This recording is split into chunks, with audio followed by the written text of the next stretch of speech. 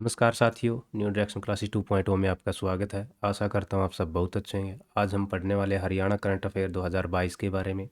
यह इस सीरीज़ का दूसरा पार्ट है जिसमें हम अति महत्वपूर्ण करंट अफेयर पर चर्चा करने वाले हैं। तो चलिए शुरू करते हैं। क्वेश्चन नंबर फर्स्ट, हरियाणा सरकार क्लस्टर इंफ्रास्ट्रक्चर के लिए किस बैंक से 523 करोड़ रुपए का ऋण लेगी?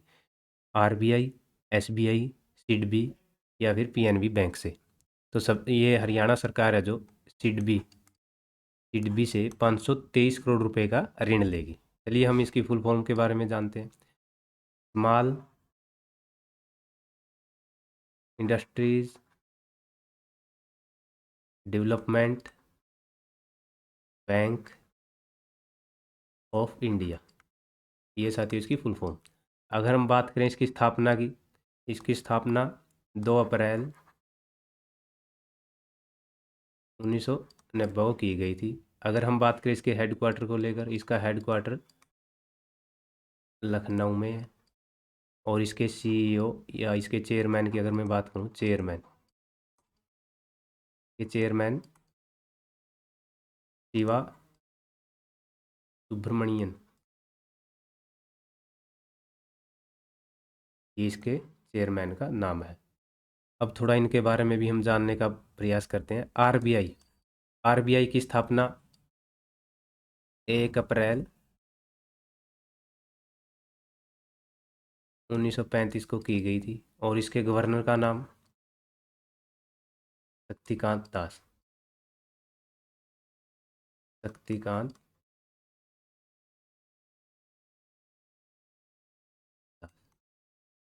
अगर हम बात करें एसबीआई को लेकर, इसकी स्थापना 1921 को की गई थी। 1921 से 1955 तक इसका नाम इंपीरियल बैंक ऑफ इंडिया था और 1955 में इसका नाम एसबीआई रख दिया गया। अगर हम इसके हेडक्वार्टर की बात करें तो इसका हेडक्वार्टर है मुंबई में और इसके चेयरमैन का नाम है, एसबीआई के चेयरमैन वर्तमान में,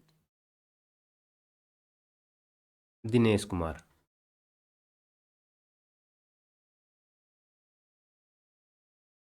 अगर हम पीएनबी की बात करें साथियों, इसकी स्थापना 1893 में हुई थी, यानी 19 मई 1893 में। और इसके सीईओ का नाम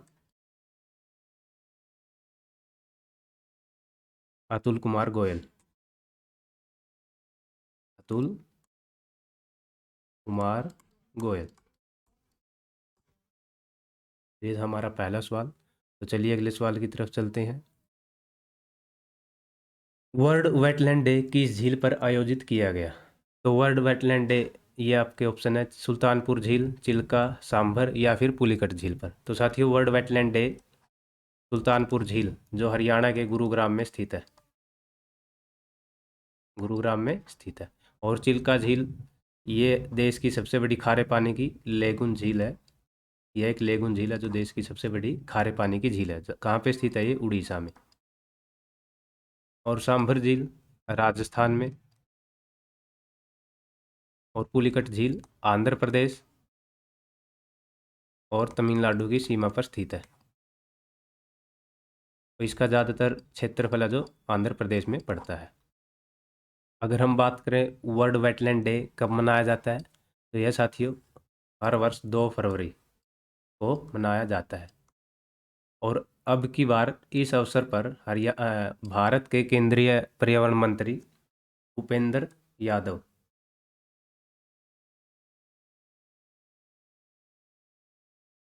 भूपेंद्र यादव ने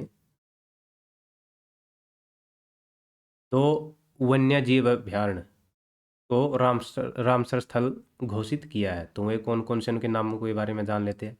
एक वन्यजीव अभ्यारण्य हमारा यूपी का, और दूसरा गुजरात। यूपी में जो वन्यजीव अभ्यारण्य उसका नाम है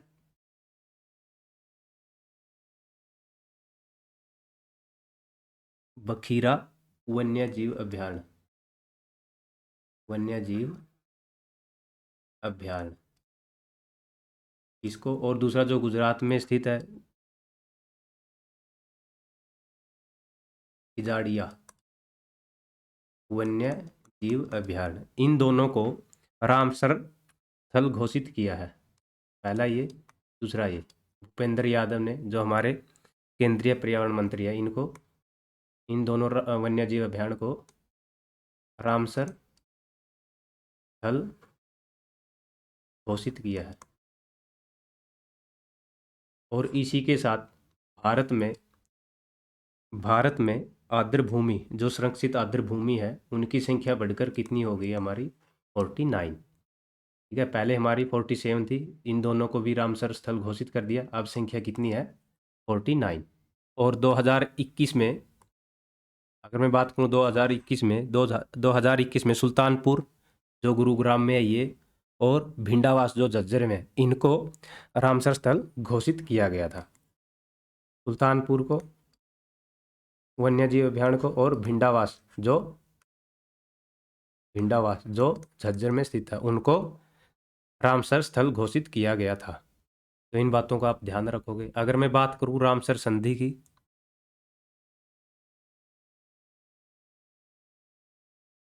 क्या ये कब से लागू की गई? तो यह एक आर्द्र भूमि के संरक्षण के लिए, आर्द्र भूमि संरक्षण के लिए एक अंतर्राष्ट्रीय संधि है। संरक्षण हेतु अंतर्राष्ट्रीय संधि है।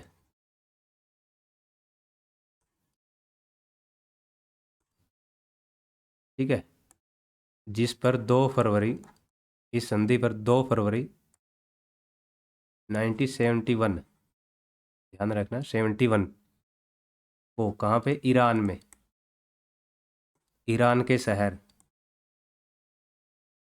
रामसर में हस्ताक्षर किए गए थे। सभी देशों ने, जितने भी देशों ने इसमें भाग लिया था, उन देशों ने इस पे हस्ताक्षर किए थे।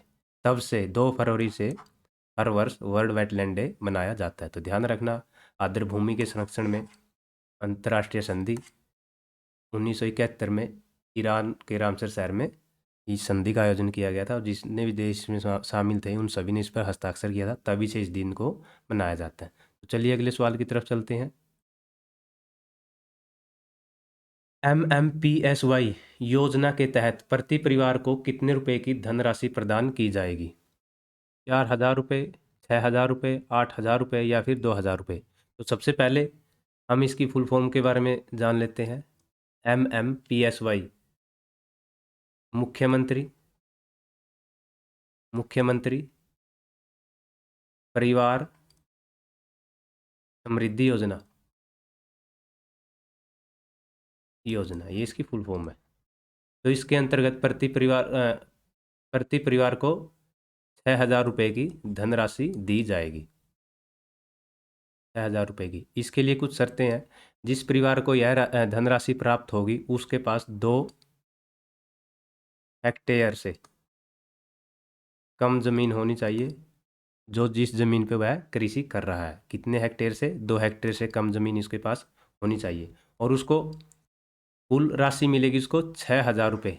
और प्रति महीने की अगर बात की जाए, तो प्रति महीने कितने रुपए? प्रति महीने सरकार की तरफ से उसको 500 रुपये दिए जाएंगे।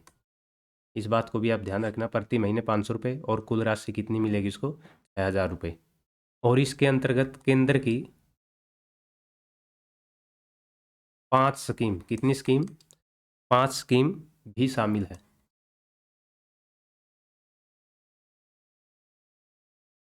आप इस बात को ध्यान में रखो, कितनी स्कीमें शामिल है इसके अंतर्गत? MMPSY के अंतर्गत केंद्र की 5 स्कीमें शामिल है। 2 हेक्टेयर से कम जमीन जिस पे वो कृषि कर रहा है, उतनी होनी चाहिए। और 6,000 रुपये एक साल में इसको दिए जाएंगे, और प्रति महीना 500 रुपये दिए जाएंगे। तो चलिए अगले सवाल की तरफ चलते हैं। हरियाणा के किस शहर में राष्ट्रीय आयुर्वेद संस्थान स्थापित किया जाएगा? गुरुग्राम, हिसार, फरीदाबाद, या फिर पंचकूला? तो साथियों, पंचकूला में राष्ट्रीय आयुर्वेद संस्थान स्थापित किया जाएगा, और इसका निर्माण श्री माता मनसा देवी साइन बोर्ड के परिसर में किया जाएगा। श्री माता मनसा देवी मनसा देवी साइन परिसर में किया जाएगा। इस बात को आप ध्यान रखोगे। और इसमें 5 करोड़ रुपए की लागत से इसका निर्माण किया जाएगा। 5 करोड़ रुपए की लागत से इसका निर्माण किया जाएगा। ठीक है। अगर हम बात करें आयुर्वेदिक की, आयुर्वेद एक भारतीय चिकित्सा प्रणाली है जिसमें सुश्रुत, चरक और धन्वंतरी जैसे आचार्य इसके प्रमुख माने जाते हैं और यह अथर्ववेद का एक उपवेद है।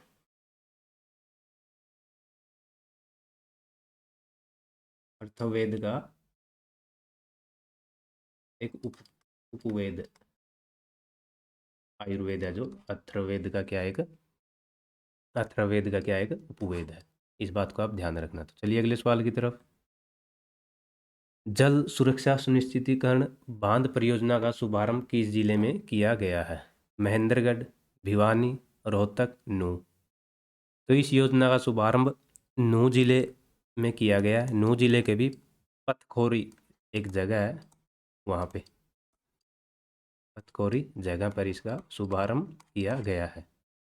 अगर बात करें इस बांध का उद्देश्य क्या है साथियों, इसका उद्देश्य अरावली और शिवालिक की पहाड़ियों के बीच जो झरनों से बहने वाले पानी को सुरक्षित रखना है, ताकि वो नूंह, मेवात, महेंद्रगढ़ इन जिलों में सूखे से ग्रस्त इलाकों में पानी की पूर्ति पूरी की जा सके। तो इस बात को भी आप ध्यान रखोगे। और इस अवसर पर दक्षिणी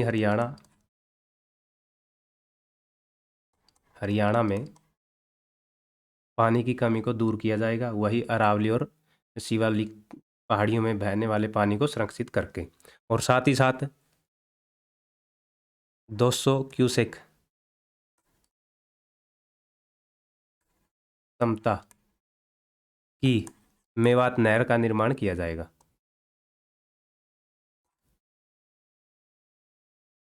कहाँ की बात है? दक्षिण हरियाणा की। 200 क्यूसेक क्षमता की मेवात नहर का भी निर्माण इसमें किया जा रहा है।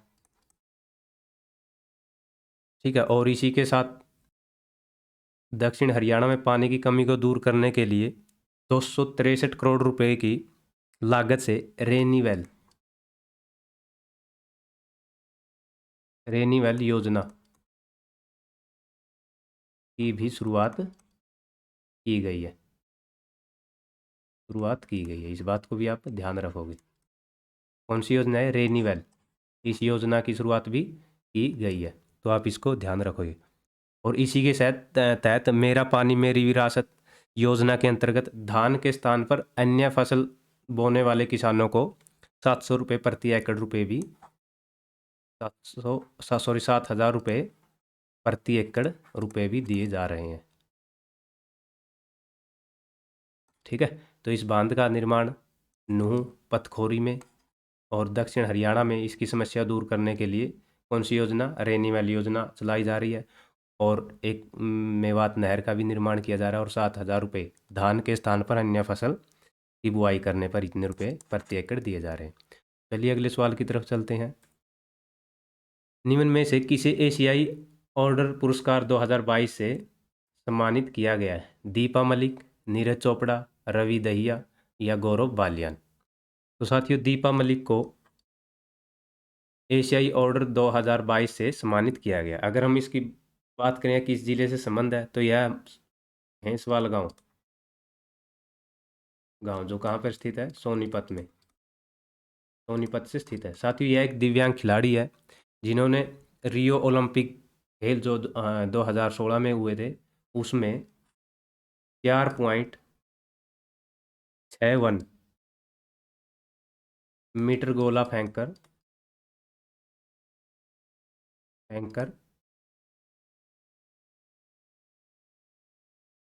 कर रजत पदक जीता था। कब जीता था? 2016 में, जो रियो में ओलंपिक खेल हुए थे। और ऐसा करने वाली है भारत की पहली पैरा ओलंपिक में पदक जीतने वाली पहली महिला बनी। पैरा ओलंपिक में पदक जीतने वाली पहली महिला बनी।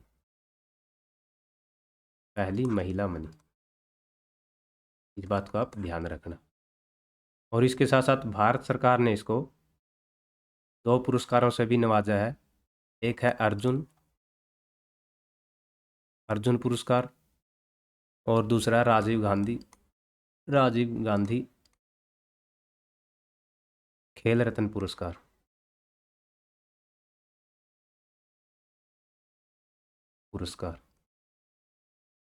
तो हमारा आंसर क्या है? दीपा मलिक। भैंसवाल सोनीपत से संबंधित है, दिव्यांग खिलाड़ी है। इतने मीटर 4.6 मीटर गोला फेंक कर इसने रजत पदक पैरालंपिक में जीता था, रियो में 2016 में। और पहली भारतीय पैरालंपिक महिला खिलाड़ी बनी थी जिसने पदक पदक प्राप्त किया था। और इसको 2 पुरस्कार भी दिए गए, अर्जुन पुरस्कार और राजीव गांधी खेल रत्न पुरस्कार। अगर हम बात करें नीरज चोपड़ा की, इसने टोक्यो ओलंपिक में भाला में गोल्ड मेडल जीता था, उसका हम सब ने पता है। लेकिन उसी के साथ इसको एक पुरस्कार के लिए और नामांकित किया गया है, तो उसका नाम है Laureus world breakthrough of the year award 2020।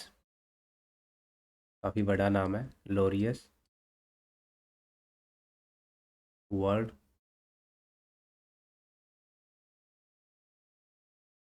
Break through of the year award.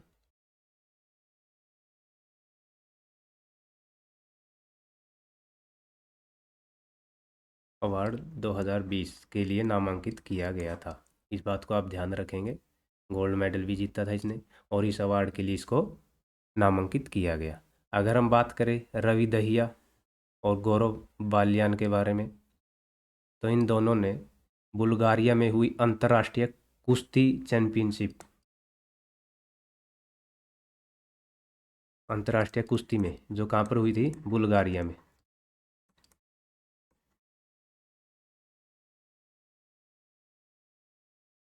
रजत पदक जीते इन दोनों ने। और इसी के साथ एक नाम हो रहा है जिसने ब्रॉन्ज मेडल जीता था, उसका नाम है दीपक पुनिया। दीपक पुनिया। दीपक पुनिया ने यहाँ पे क्या जीता था? Bronze medal.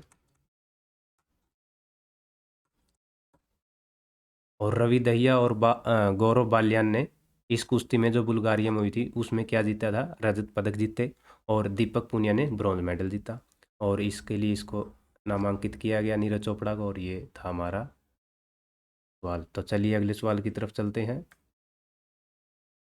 CM Manohar Lal द्वारा किस जिले में दृश्यम केंद्र का उद्घाटन किया गया? तो हमारे सीएम मनोहर लाल द्वारा नूहू जिले यानी मेवात में दृश्यम केंद्र का उद्घाटन किया गया। और इसमें क्या होगा? इसमें कंट्रोल रूम से जिले में आपराधिक गतिविधियों पर नज़र रखने में आसानी होगी। जितनी भी इसमें शहर में आपराधिक गतिविधियां होती है उसमें नज़र रखी जाएगी, उन सब पर नज़र रखी जाएगी। तो इसका उद्घाटन किस जिले में किया गया? नूहू जिले में। ध्यान रखना, दृश्यम केंद्र महत्वपूर्ण सवाल है। तो चलिए अगले सवाल की तरफ चलते हैं। हरियाणा के किस जिले में देश का पहला ग्रीन एनर्जी उत्पादन प्लांट लगाया गया? फतेहाबाद, कैथल, अंबाला या रेवाड़ी? तो ध्यान रखना, ये देश का पहला ग्रीन एनर्जी उत्पादन प्लांट है जो हमारे रेवाड़ी ज़िले में लगाया गया है। इसके अंतर्गत साथ ये हो गया क्या? जैसे हम सब जानते हैं कि अब किसान है जो पराली जलाते हैं खेत में, जिससे प्रदूषण की समस्या का सामना करना पड़ता है, वो भी उनकी मजबूरी है। उसी समस्या को ध्यान में रखते हुए यहाँ पे पराली से बिजली उत्पादन की जाएगी, बिजली बनाई जाएगी, बनाई जाएगी। इस बात को भी आप ध्यान में रखना। ग्रीन एनर्जी उत्पादन प्लांट के तहत क्या पराली से बिजली बनाई जाएगी, जो रेवाड़ी में लगाया गया है। तो चलिए अगले सवाल की तरफ चलते हैं। हरियाणा के किस जिले में अंतर्राष्ट्रीय सिंथेटिक हॉकी का मैदान बनाया गया है? तो हरियाणा के कैथल जिले में अंतर्राष्ट्रीय सिंथेटिक हॉकी का मैदान बनाया गया है। और अगर मैं कैथल की बात करूं, कैथल में किस जगह पे, तो कैथल में एक जगह है हावड़ी। हावड़ी में यह अंतर्राष्ट्रीय सिंथेटिक हॉकी का मैदान बनाया जाएगा। तो इस बात को भी आप ध्यान में रखना, बनाया जाएगा, अभी तक बनाया नहीं है, बनाया जाएगा। तो चलिए अगले सवाल की तरफ चलते हैं। हरियाणा में 2022 में 38वें पशुपालन राज्य पशुधन प्रदर्शनी का आयोजन किस जिले में किया गया है? 38वीं पशुधन ये प्रदर्शनी है, इसका आयोजन किस जिले में किया गया है? हिसार में, जींद में, भिवानी में या फिर रोहतक में? तो इस प्रदर्शनी का आयोजन भिवानी में किया गया है। भिवानी में इस प्रदर्शनी का आयोजन किया गया। अगर हम बात करें हरियाणा के कृषि मंत्री की, तो हरियाणा कृषि मंत्री का नाम है जेपी दलाल। और इसी क्वेश्चन से संबंधित एक छोटी सी बात और हम चर्चा कर लेते हैं। तो इसमें प्रदेश में जो पशुपालन विभाग है,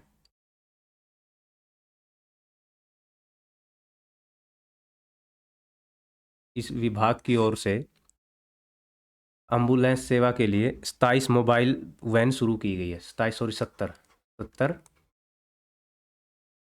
मोबाइल वैन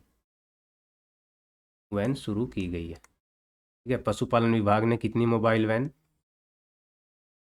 जो एम्बुलेंस के तौर पर काम करेगी, जितने पशु को इंजरी हुई है उन सबको ये एम्बुलेंस के माध्यम से अस्पतालों में छोड़ने का काम करेगी। तो कितनी मोबाइल वैन है ये? 70 मोबाइल। तो चलिए अगले सवाल की तरफ चलते हैं। हाल ही में कला रामचंद्रन हरियाणा के किस जिले की पहली महिला पुलिस प्रमुख बनी है? कला रामचंद्रन, ठीक है, तो ये गुरुग्राम जिले की पुलिस प्रमुख बनी है, पहली महिला है जो हरियाणा की गुरुग्राम जिले में बनी है। तो चलिए अगले सवाल की तरफ चलते हैं। हरियाणा राज्य खेल विभाग में वर्ष 2022 में कुल कितने खिलाड़ियों को भीम अवार्ड से 2022 में भीम अवार्ड से नवाजा जाने की घोषणा की है? 38, 39, 40, 41। तो साथियों 41 जो खिलाड़ी हैं उनको भीम अवार्ड से नवाजे जाने की घोषणा की है। और ये अवार्ड 2017 से 2021 तक के खिलाड़ियों को दिए जाएंगे। इसमें 2017 से 21 तक के सभी खिलाड़ी शामिल किए गए हैं। और इनमें 8 ऐसे खिलाड़ी हैं जो टोक्यो ओलंपिक में भारत के लिए खेले हैं लेकिन कोई भी पदक लेकर वो नहीं आए हैं, उनको भी इसमें शामिल किया गया। ऐसे कितने खिलाड़ी हैं जिन्हें कोई भी पदक नहीं मिला? 8 खिलाड़ी है जो टोक्यो ओलंपिक में भारत के लिए खेले हैं। अगर मैं बात करूं भीम अवार्ड की, तो यह हरियाणा का सर्वोच्च खेल पुरस्कार है। खेल पुरस्कार, हरियाणा का सर्वोच्च खेल पुरस्कार। और इसके अंतर्गत 5 लाख रुपए की राशि,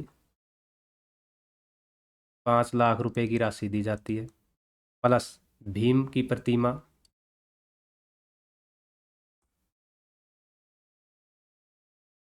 प्लस 5,000 रुपये प्रति माह, 5,000 रुपये हर महीने दिए जाते हैं।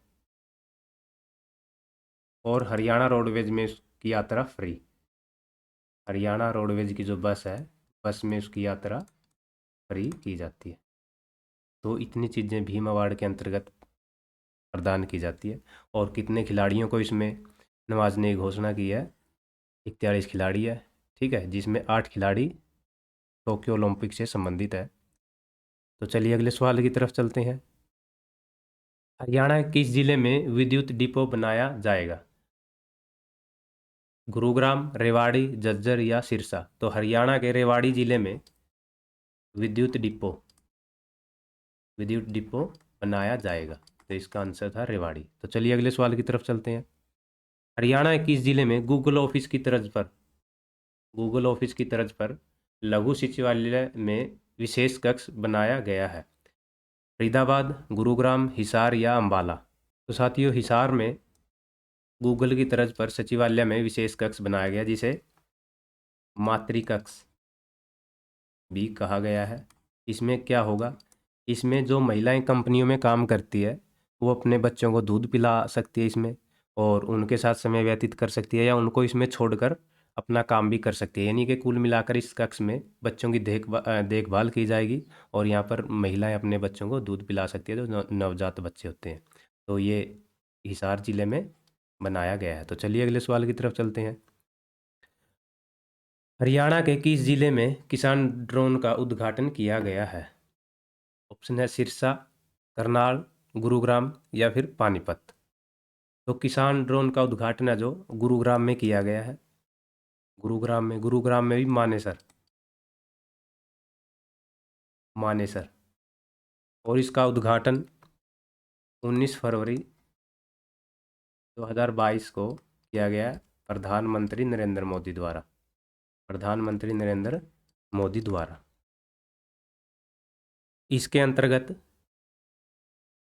100 गांव में 100 गांव में एक साथ 100 ड्रोन छोड़े जाएंगे जो क्या करेंगे, फसल पर छिड़काव करेंगे। और अगर हम बात करें मानेसर के साथ साथ इसका उद्घाटन चेन्नई में भी किया गया। यह एक वर्चुअल उद्घाटन है। तो नरेंद्र मोदी द्वारा इन दो शहरों में, हरियाणा में गुरुग्राम और चेन्नई में, इसका उद्घाटन किया गया है। वर्चुअल उद्घाटन है। इसमें 100 गांव में एक साथ 100 ड्रोनों के साथ छिड़काव किया जाएगा। तो ये हमारा उत्तर था गुरुग्राम। तो चलिए अगले सवाल की तरफ चलते हैं। मुख्यमंत्री द्वारा हरियाणा साहित्य पर्व के अवसर पर कितने साहित्यकारों को सम्मानित किया गया? तो ये महत्वपूर्ण प्रश्न है, कितने साहित्यकारों को सम्मानित किया गया हरियाणा साहित्य पर्व के अवसर पर?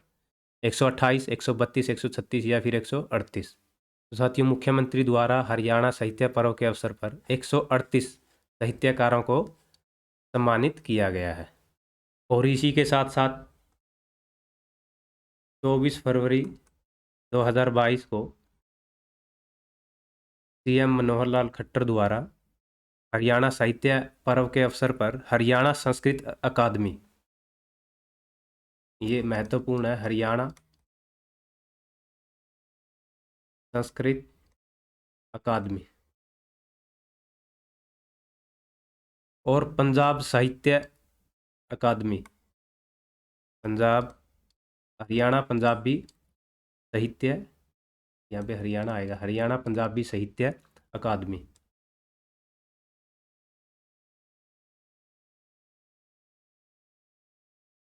की वेबसाइट व मोबाइल एप्लीकेशन लॉन्च की है।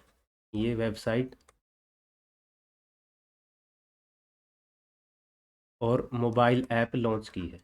इस बात को भी आप ध्यान रखें, हरियाणा संस्कृत अकादमी की और हरियाणा पंजाबी साहित्य अकादमी की वेबसाइट और मोबाइल एप्लीकेशन मनोहर लाल खट्टर द्वारा लॉन्च की गई है।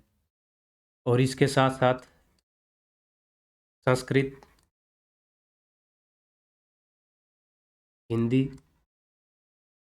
पंजाबी व उर्दू भाषा के कितने 138 साहित्यकारों को भी सम्मानित किया गया। तो हमारा उत्तर कितना है? 138। तो ये किस किस क्षेत्र में है? संस्कृत भाषा में, हिंदी में, पंजाबी में और उर्दू में 138 साहित्यकारों को सम्मानित किया गया। और ये सम्मान है जो, ये सम्मान हरियाणा संस्कृत अकादमी, हरियाणा ग्रंथ अकादमी, हरियाणा पंजाबी साहित्य अकादमी व हरियाणा उर्दू अकादमी द्वारा दिए गए हैं। ये जो सम्मान है 138 साहित्यकारों को, तो इन 4 अकादमी के द्वारा दिए गए। और इनका प्रमुख, इन चारों अकादमियों का प्रमुख मुख्यमंत्री होता है, सीएम होता है। ठीक है, तो इस बात को आप ध्यान रखेंगे। तो चलिए अगले सवाल की तरफ चलते हैं। हरियाणा सरकार प्रदेश में कितने डिपो में माइक्रो एटीएम लगाएगी? तो हरियाणा सरकार प्रदेश के 9,500 डिपो में माइक्रो एटीएम लगाएगी। और इसके प्रथम चरण में 5 शहर, गुरुग्राम, इस बात को ध्यान रखना, कितने शहरों में? पहले चरण में 5 शहर, गुरुग्राम, फरीदाबाद, हिसार, करनाल व पंचकुला। तो पहले चरण में इन 5 शहरों में ये एटीएम लगाए जाएंगे।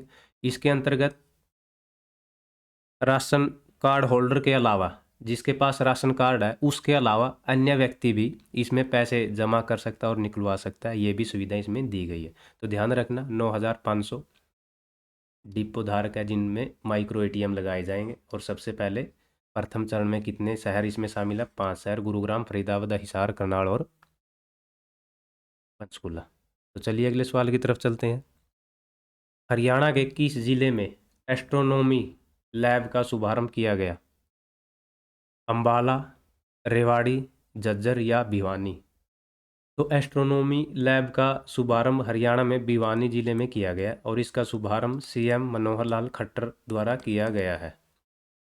और इस लैब के माध्यम से छात्रों को ब्रह्मांड के रहस्य के बारे में जानकारी दी जाएगी।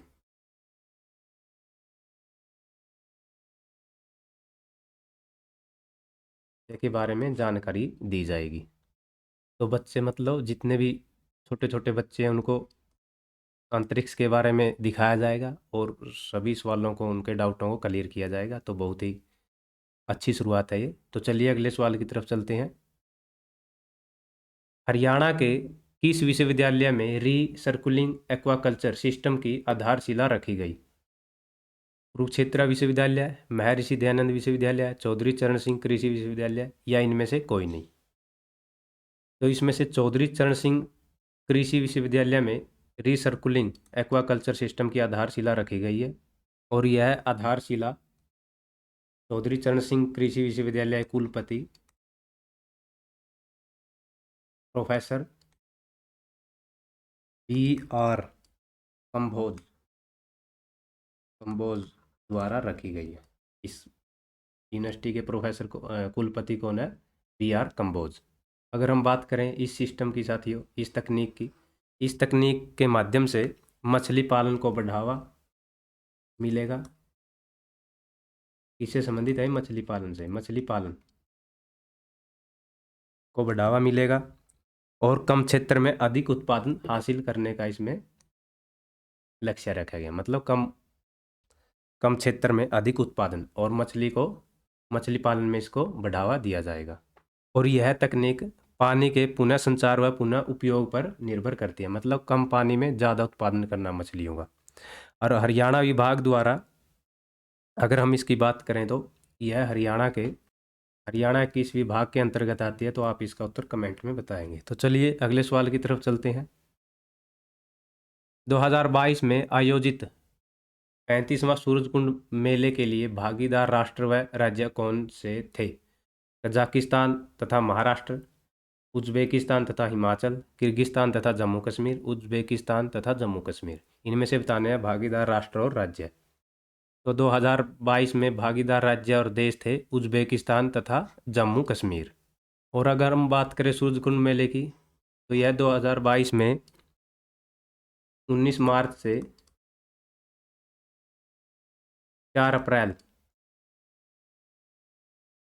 तक आयोजित किया गया था फरीदाबाद। हर वर्ष फरीदाबाद में होता है ये। कोरोना के बाद अब ये 2020 के बाद सीधा 2022 में शुरू हुआ है। ठीक है। और इसके भागीदार राष्ट्र कौन है? उज्बेकिस्तान और जम्मू कश्मीर। सूरजकुंड मेला दुनिया का यानी विश्व का सबसे बड़ा शिल्प मेला है। सबसे बड़ा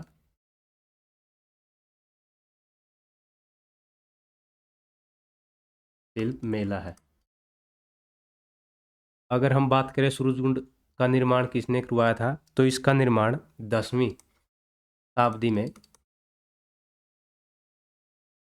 शताब्दी में तोमर राजा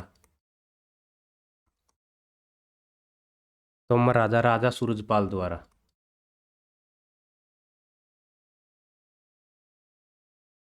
द्वारा करवाया गया था। ठीक है। और इसका जो हरियाणा विभाग द्वारा सूरजकुंड मेले की शुरुआत कब की गई थी? हरियाणा पर्यटन विभाग द्वारा इसकी शुरुआत की गई थी। हरियाणा पर्यटन विभाग द्वारा सूरजकुंड मेले की शुरुआत की थी। कब से की गई है इसकी शुरुआत? 1987 से इसकी शुरुआत की गई थी। तो इसको ध्यान रखना, महत्वपूर्ण क्वेश्चन है। तो चलिए अगले सवाल की तरफ। हरियाणा के किस जिले में T55 टैंक लगाया गया है? सिरसा, हिसार, गुरुग्राम या भिवानी? तो T55 टैंक कहाँ पे लगाया गया है? भिवानी में। तो साथियों यह T55 टैंक T55 टैंक 1971 की जंग का स्टार टैंक है। भारत और पाकिस्तान की जो जंग हुई थी, भारत और पाकिस्तान के बीच जो जंग हुई थी, उसका ये स्टार टैंक है, जिसको भिवानी के पापोड़ा बापुड़ा गांव में लगाया गया है। और इस टैंक ने भारत को 1971 में भारत को जीत हासिल दिलाने में महत्वपूर्ण भूमिका निभाई है, इसलिए इस टैंक को यहाँ पे लेके आया गया ताकि हमें राष्ट्रीयता की भावना बढ़े और इसको देखे सम्मान, हमारा आर्मी के प्रति सम्मान बढ़े। तो ये कहाँ पर लाया गया है? बापोड़ा गांव भिवानी में। तो चलिए अगले सवाल की तरफ चलते हैं। गणतंत्र और कर्णिका हाल ही में खबरों में रहे, यह शब्द संबंधित है विशेष उत्सवों से, महिला सशक्तिकरण से, भैंस कलौन से, या धान की कोई किस्म है? गणतंत्र और कर्णिका साथियों भैंस कलौन से संबंधित है, इससे ये संबंधित है। जैसा कि हम जानते हैं साथियों, हरियाणा में करनाल में स्थित राष्ट्रीय डेयरी अनुसंधान संस्थान एनडीआरआई ने क्लोनिंग के क्षेत्र में बहुत ज़्यादा सफलताएं हासिल करी है। उसी के क्रम में एनडीआरआई ने 2 क्लोन बछड़े बनाए, 2 क्लोन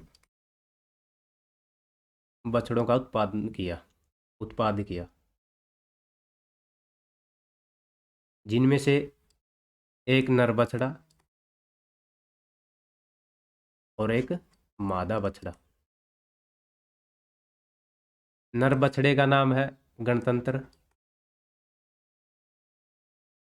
और मादा बछड़े का नाम कर्णिका रखा गया। ठीक है, इसको ध्यान रखें। अगर हम बात करें पशु क्लोन को लेकर,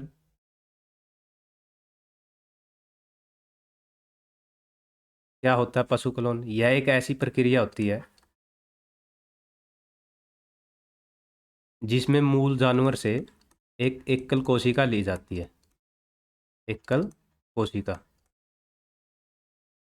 कोशिका ली जाती है और इस कोशिका का उपयोग आनुवांशिक रूप से समान जानवर के उत्पादन के लिए किया जाता है।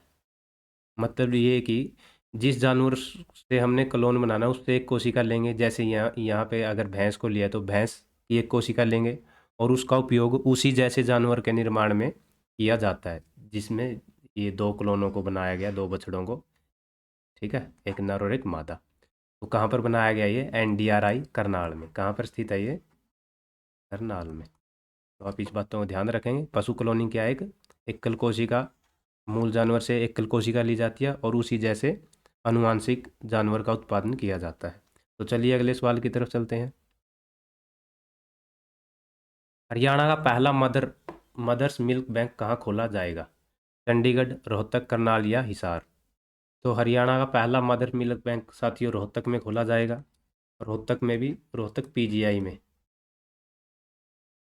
और इस बैंक में साथियों माँ के दूध को पास्चुराइज करके इस बैंक में जमा कर दिया जाएगा और उन बच्चों को पिलाया जाएगा जिसको माँ का दूध हासिल नहीं हो रहा है। ठीक है, तो ये पहल की गई है हरियाणा के रोहतक पीजीआई में। तो चलिए अगले सवाल की तरफ चलते हैं। और बस इंडिया की सुपर 30 सूची में हरियाणा की किस महिला को शामिल किया गया है? रीना कुमारी, सरोज देवी, कृति जांगड़ा या फिर परमजीत कालरा? तो फोर्ब्स इंडिया की सुपर 30 सूची में कृति जांगड़ा को शामिल किया गया है और इसका संबंध हरियाणा के फतेहाबाद जिले से है। फतेहाबाद जिले से है। इसको अपनी दोस्त के साथ शामिल किया गया है जिसका नाम है नीतू यादव। इसकी दोस्त का भी क्या नाम है? वो भी इसमें शामिल है, नीतू यादव। इन दोनों ने साथियों पशु व्यापार के लिए एनिमल नाम से एक ऐप बनाई है, मोबाइल ऐप। एनिमल ऐप से एक ऑनलाइन प्लेटफॉर्म तैयार किया है जिसमें पशुओं की खरीद बेच की जा सके। तो इस सूची में कीर्ति जांगड़ा को शामिल किया गया। तो चलिए अगले सवाल की तरफ चलते हैं। महिला हॉकी लीग के लिए भारतीय महिला टीम में हरियाणा की कितनी बेटियों का चयन हुआ है? 6 का, 7, 8 या 9 का? तो साथियों भारतीय हॉकी टीम के लिए हरियाणा की 8 बेटियों का इसमें चयन हुआ है, जिनमें से सुनीता पुनिया,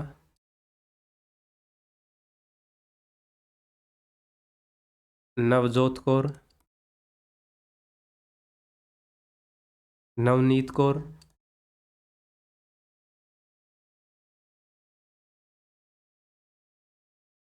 उदिता धून, उदिता धून, निशा,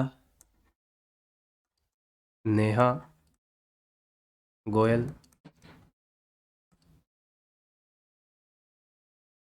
शर्मिला देवी, मोनिका मलिक।